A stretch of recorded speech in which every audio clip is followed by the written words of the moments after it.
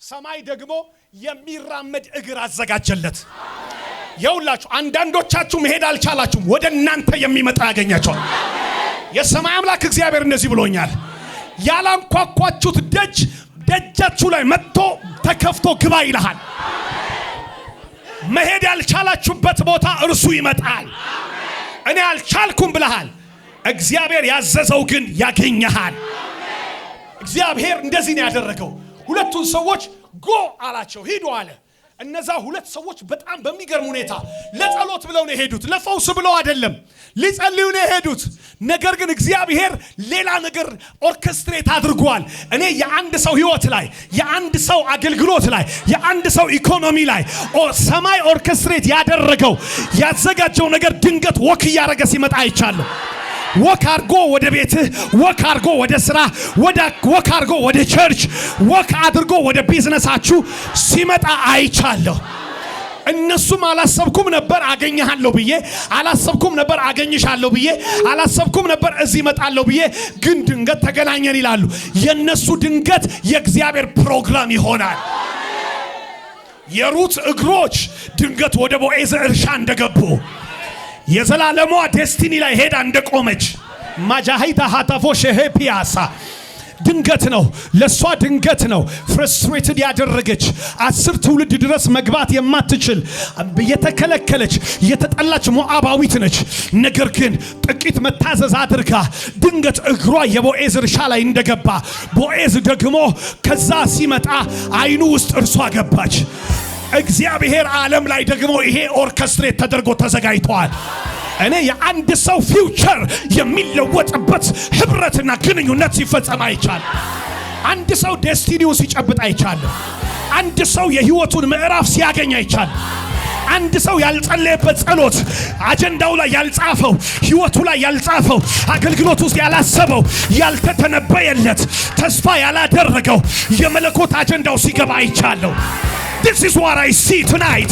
Let me prophesy over your future. Let me prophesy your life. Let me prophesy your future, your business, your relationship, your marriage, your status will be changed in Jesus mighty name. ላውጅ ነው በህይወታችሁ ላይ ተለወጠ። ድንገት የሚያገኝህ የመለኮት አቅርቦት አለ በሉት። ንገሩት አጠገባችሁ ያለውን ሰው ድንገት የሚያገኝህ መለኮት የላከው የተላከው ሁሉ የማያቀው ሰማይ ግን የማይስተው የመለኮት አቅርቦት ጋር ተገናኝተሃል በሉት። ይሄ ወር ላይ የምስክርነት ወራችሁ ይሆናል። እግዚአብሔር እንደተናገረ እንደዛው አደረገ። ድንገት ሰንበዲ ያገኘኝና ተልኮ ነው። ድንገት የሆነ ሰው ጋር ድንገት ተገናኘንና ሲያልፍ ነው ያየኝ። እንደ ድንገት ትላለ። ነገር ግን ሰማይ በዚህ ይለፍ ብሎት ነው። ሰማይ በዚህ በኩል ይለፍ ብሎት ነው። አምላክ እግዚአብሔር የከበረውን ደጆች ከፈታቸው። ከዛ ምን እንደሆነ ታውቃላችሁ? ሰደንሊ እንደዚህ የሚል ቃል መጣ። እነዛ ሰዎች አዩት። የዘወትር ስራ ሲሰራ ኖ ሰማይ ደግሞ ሪሞት ኮንትሮሉን ይዞ I'm gonna send you to heal this person. Hallelujah. I want to make him to walk proper. እና ዛሬ ላንቀሳቀሰው ፈልጋለሁ። ከናቹራል ወደ ሱፐር ናቹራል፣ ከሰው ዓለም ወደ እግዚአብሔር ዓለም፣ ከሰው ሸክምነት ወደ ራስ ብቁነት ወክ የሚያደርግበት ሲዝኑ ነው አለ። አንድ ሰው ቢዝነሱ የቆመ፣ አገልግሎቱ የቆመ፣ ራእዩ የቆመ፣ ጸሎቱ የቆመ ወክ ማድረግ ይጀምራል። አንድ ሰው እስኪ ፕሮፌቲክ ወክ ያርግ እንደዚህ። come on, I'm going to start something. I'm going to change my position. I'm going to change my future. I'm going to change my ministry. I'm going to change my financial status. ይቀየራል በለና አሜን በለኝ። It's already destined by God. ምክንያቱም እግዚአብሔር ራሱ ለውጦት አውጆታል። ከዛ መጡ አዩት። ምንድነው ሲለምን የለመደውን ሲለምን ያለመደውን አሰሙት። የብዙ ሰው ችግር የለመደውን ያወራል፣ የለመደውን መስማት ነው የሚፈልገው። እግዚአብሔር ያለመዳችሁትን ዛሬ ያሰምቷቸዋል። የምታውቀውን አውርተሃል፣ የማታውቀውን ትሰማለህ። አትጩህና ዘለው ሰደው ጂሰስ የሚያውቀውን ሲያወራ ስለ ብርና ወርቅ ሲያወራ የማያውቀውን አወሩት። አንተ በዚህ አትቀጥልም አሉት። ከዚህ በኋላ ህይወትህን የማይቆጥል የማይቀይር ህይወትህን የማይቀይር አንተን ድንቅ የማያረግህ ምልክት የማያደርግህ ስራ፣ ልመና፣ ቋንቋ ታቆማለህ። ሌላ ፊውቸር ባንተ ከሆነው የተነሳ ሰዎች መደነቅ፣ እግዚአብሔርን ማየት ይጀምራሉ። አንድ ሰው ዘሎ ይውሰደዋ።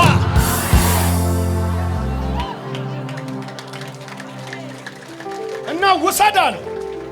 ብርና ወርቅ ነው። just drop your old expectation ያንን አሮጌውን ኤክስፔክቴሽንህን ልመናህን ምናምን just stop it። ብርና ወርቅ የለንም። we are not here to give you the ordinary stuff. we are not here tonight to give you what you are looking for አለ። እሱን ልንሰጥህ አይደለም የመጣነው፣ የትናንቱን አይደለም። ኖ ኖ ኖ ኖ ኖ ሌላ። አንድ ሰው ጮሆ ሌላ ይበል፣ ሌላ ይበል እስኪ። አሁን ይኸውልህ ከኪስ የሚጀምር ሳይሆን ከላይፍ የሚጀምር የለውጥ ምክንያት ከሰማይ ይመጣል። አንድ ሰው ጮሆ ይውሰደዋ። you know what immediately ብርና ወርቅ ኪስህ ዓለም ላይ ነው፣ ናቹራል ዓለም ላይ ነው የሚያርፈው። ኖ ኖ ኖ እሱ ጋር አይደለም አለው። ሰማይ ሲመጣ ከምታውቀው ዓለም ጋር አይደለም የሚያገናኝህ፣ ከኪስህ ዓለም ከባዶነት ዓለም ጋር አይደለም የሚያገናኝህ። መጀመሪያ የሚያገናኝህ ከመንፈስ ዓለም ጋር ነው። ስለዚህ ብርና ወርቅ የለንም። ምን ትኩር ብለው ወደኛ ተመልከት። ከዛስ change first your focus, your attitude can change your altitude also. So stop focusing on old things. በአሮጌ ነገር ላይ መመልከትህን መዛጋ መጣበቅህን አቁም። ኤክስፔክት የምታረገው አሮጌውን ነው፣ የምንሰጠው ያለመድከውን ነው። እኔ አንድ ሰው እጁን እንደዚህ አድርግልኝና ያለመድኩትን ለመቀበል ተዘጋጅቻለሁ ይበል። ያልቆጠርኩትን አጂሃዳስ ያልጸለይኩትን ያልጾምኩበትን ያልተተነበየልኝን ዛሬ በኢየሱስ ስም አሜን ስትል ጀመረ። እኔ ይሄን ነው የምጠብቀው። እኔ የፈለከውን ነገር በለኝ አባቴ። እኔ ያልቆጠርኩትን ያልጻፍኩትን ነው ከዚህ በኋላ የምጠብቀው። ከኔ ጋር የሚተባበር አሜን ይበለኝ። ብርና ወርቅ የለኝም ብሎ ዘጋበት ፋይሉን። ደስ ሲል አንዳንድ ጊዜ ፕሮፌቲክ ዓለም አንተ የለመድከውን ነገር በጠረባ ካለ ከዘጋብህ በኋላ ስትል ሌላ ይከፍትልሃል። ምን ስትለው የምትነሳበት፣ የምትመላለስበት፣ ስፍራ የምትቀይርበት፣ ገብተህ የማታቀበት ቦታ የምትገባበት፣ እርሱ ውስጥ የሚያስገባ ሌላ ነገር ያመጣል። ምን አደረገው? አጂላ ሀዱፋ ሀዲጄ ገማሷ ልሳኑ ይውል ይሄንን አሁን የሰበኩል ስብከት በአጠቃላይ በልሳን ተተረጉመው ኡርዱኑ ጉኑሙሽ ያንካማንቶያ ይላል። ሆነ ምንም ልረዳል። ከዛስ አስጣለውና ብርና ወርቅ የለኝም እልሃለሁ አለው። በናዝሬቱ በጌታ በኢየሱስ ተነሳና ተመላለስ። እነሳለሁ አትለኝም? እንዴት አለ? እመላለሳለሁ። ዋው! የሆነ ሰው አካባቢ ሁሉ ሳይበቃው መመላለስ ማለት እኮ ዘዋሪ መሆን ማለት አይደለም። የመደነቅ ምክንያት እንዲም ስትሄድ የእግዚአብሔር ይደነቃል፣ ወዲም ስትሄድ የእግዚአብሔር ድንቅ ያገኛል።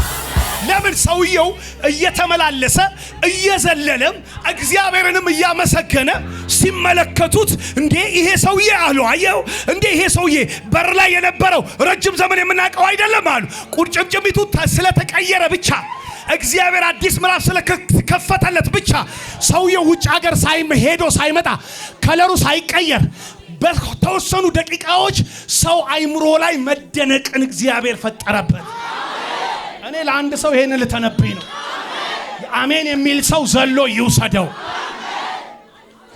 እና የሆነው ነገር እንደዚህ ነው። መንቀሳቀስ ራሱ ድንቅ ይሆናል። ምክንያቱም ተነስና ተመላለስ ነው ያለው። ተነስ ተመላለስ። ከዛ ሰውየው ደንግጧል።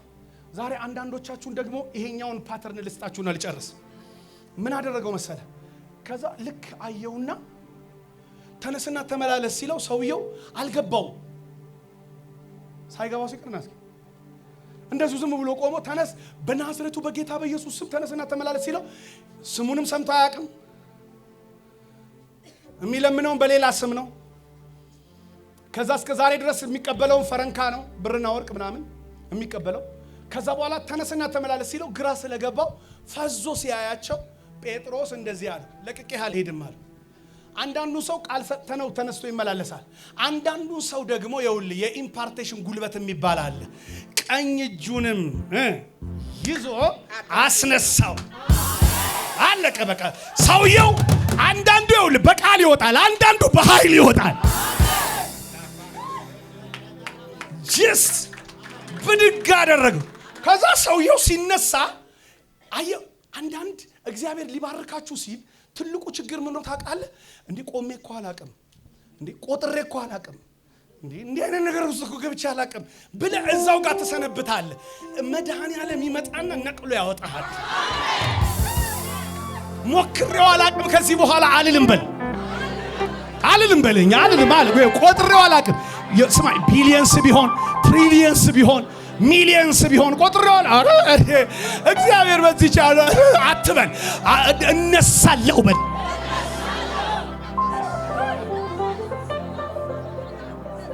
ስቦ አስነሳው፣ ብድግ አለ፣ ቁርጭምጭሚቱም ጸና ይላል።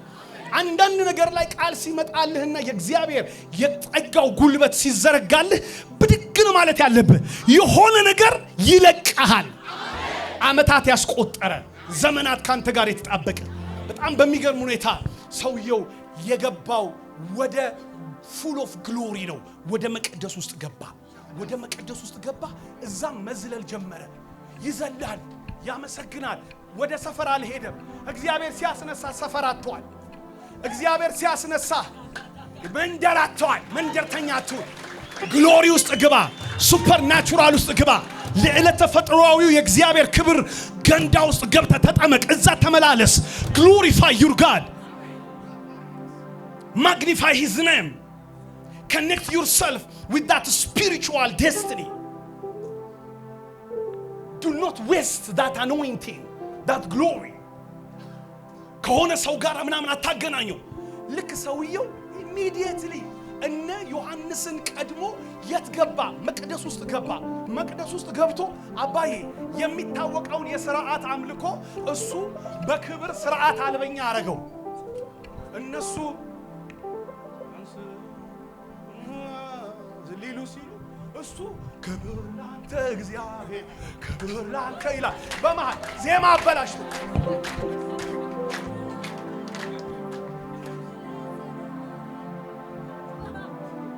የድሮ የኦርቶዶክስ መዝሙራችንን ትዝ አለኝ። ክብር ላንተ እግዚአብሔር፣ ክብር ላንተ፣ ክብር ላንተ ኢየሱስ፣ ክብር ላንተ፣ ክብር ለዘላለም ይገባሃል። አሸናፊ ጌታን አይተንሃል። እኛ ይሄንን ያኔ መቅደስ ውስጥ ስንዘምር ከዛ ጋጋንንት ይንጠባጠባል። ከዛ እኛ አናይም፣ አይናችንን ጨፍነን ነው እንደ ጴንጤ ምናምን አንድ ጊዜ እንዲህ ሲባል ዝግት የሚል አይደለም። በቃ በስንት መከራ ነው በጩኸት ነው የሚቆመው መዝሙርና ከዛ በኋላ ይሄን ሰው የሚፈወሰው ተፈውሶ ጂኒው እዛ ወጥቶ ምናምን በቃ አለቀ። እና እስኪ አንድ ጊዜ እስኪ እንበል 3 ጊዜ እስቲ እንደ ጴንጤ ክብር ላንተ እግዚአብሔር፣ ክብር ላንተ፣ ክብር ላንተ ኢየሱስ፣ ክብር ላንተ፣ ክብር ለዘላለም ይገባሃል። አሸናፊ ጌታን አይተንሃል።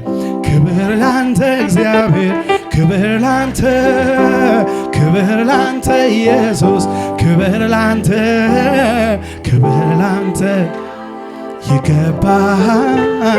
አሸናፊ ጌታን ክብር ላንተ፣ ክብር ላንተ እግዚአብሔር፣ ክብር ላንተ፣ ክብር ላንተ ኢየሱስ፣ ክብር ላንተ፣ ክብር ለዘላለም ይገባሃል።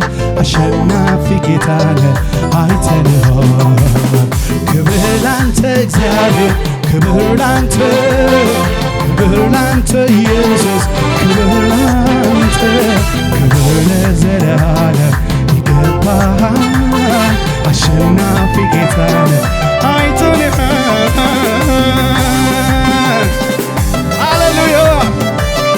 ከምድር ጫፍ እስከ ጫፍ ቢሰበሰብ ፍጥረት ከዋክብት እልፍ ጊዜ አላፋት ሁሉ ተሰብስበው ስላንተ ቢያወሩ ሊገልጽ ቢሞክር በተራ በተራ ምሳሌ የሌለ ምሳሌ የሌለ ምሳሌ የሌለ ምሳሌ የሌለ ምሳሌ የሌለ ምሳሌ የሌለ ምሳሌ የሌለ ምሳሌ የሌለ ሃሌሉያ።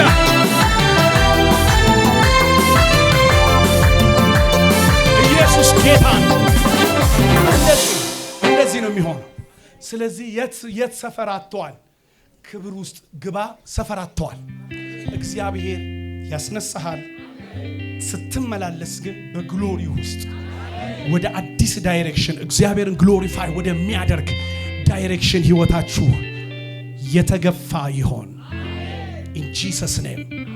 እኔ ጨርሻለሁ። ለምልሙልኝ። አፖስትሊ በጣም ወዳችኋለሁ።